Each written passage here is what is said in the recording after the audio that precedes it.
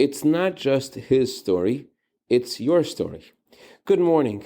So a friend of mine had this transaction with a friend of his, and the agreement for this transaction was that if the transaction goes through, then my friend's friend would put on tefillin 3 times, and I was to visit him and help him put on tefillin.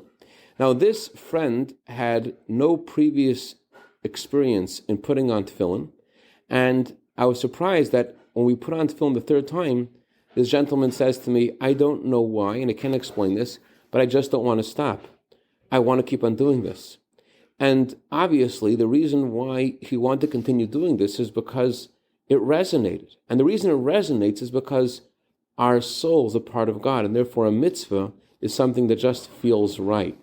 This is what the Talmud means in Bereshit Rabbah, chapter 64, verse 4, that Abraham was 3 years old when he recognized God.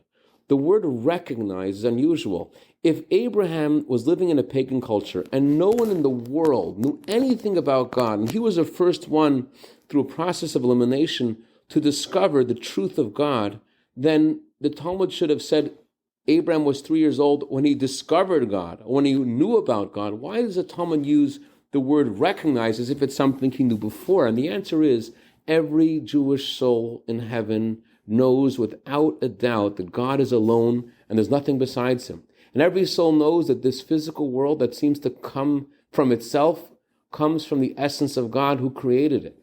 And when we go through some kind of circumstance in our life that brings us face to face with God, we are just recognizing what we knew before. I dedicate a minute of Torah today to Rabbi and Mrs. Zalmi and Rachel Hecht in honor of Mrs. Hecht's birthday tonight. Have a year of bracha v'atzlacha b'gashmius u'v'ruchnius. Have a wonderful day.